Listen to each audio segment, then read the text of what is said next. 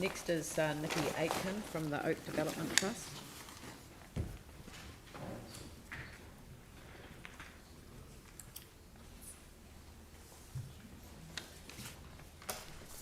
Kia ora and welcome.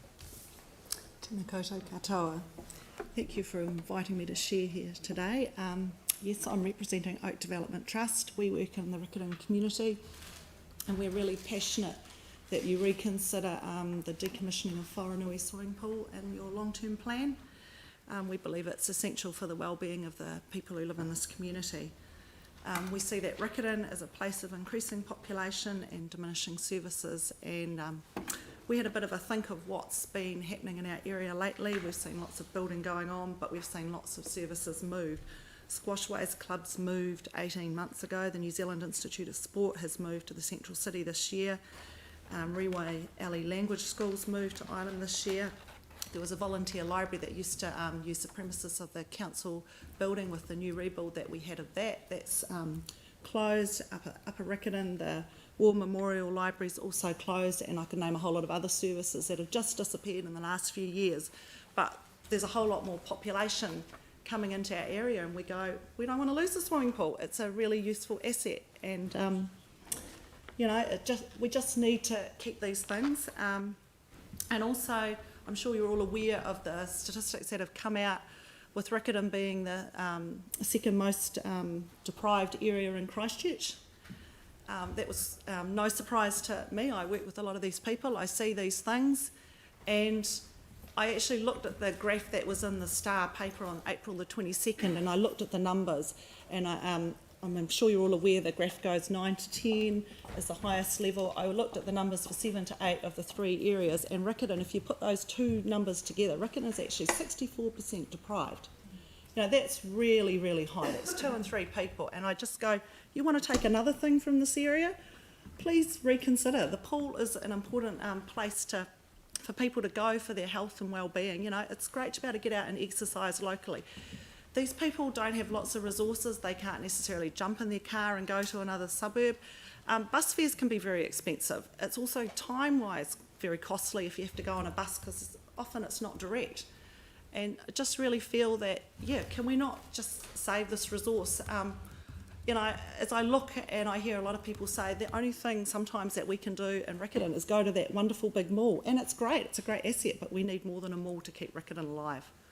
So, yeah. Thank you. Questions? Anne? Kia ora. Thank you, Robin.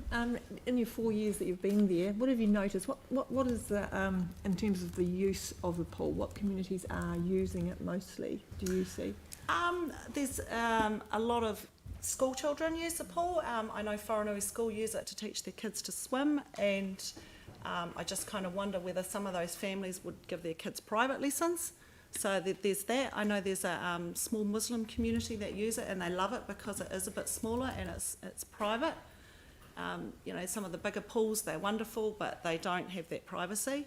So yeah, they're two groups I'm really aware of. And of course there's a great swim club there, and they do great things. They've got some wonderful New Zealand representative swimmers. Can I just would most of the community walk there to the pool, do you notice? Yes, there's a lot of people who walk around the Riccarton community, definitely. Yep.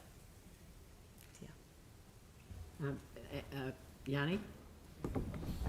Thank you for your submission. As someone who fought to retain the Whanganui Hall, I just wondered if you've seen how much use that's had as well. No, sorry, I can't talk to that. Okay. Yeah. But there's like a sports club, like the whole complex is run by yes. the whole sports club. There is the recreation centre, but I understand it's run slightly differently, like it's all in the same premises, but I think the pool is on Ministry of Education land and the sports centre's different. Right. Yeah. Okay.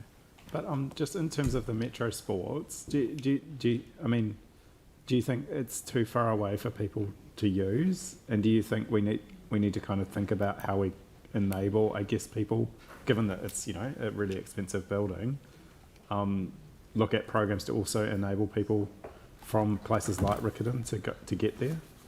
Well, that could be an option. I just know that the people I talk to, they'd go, oh, too far, too hard. They really just, it is sometimes it's just the basic survivals of getting food on the table, getting your kids to school, dealing with stuff that happens, and it's just a step too far to ask them to go to find out how do I get on the bus to go there. They wouldn't walk, it's too far to walk. Okay.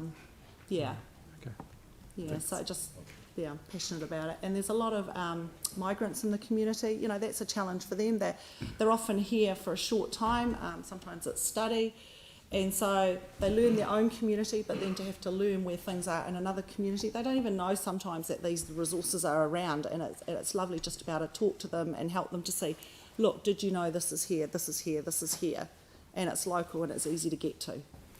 Great, thanks. Thank you very much. Well, I think we've got a number of submissions on Saturday as well in relation to this issue, so thank you very much. The next is David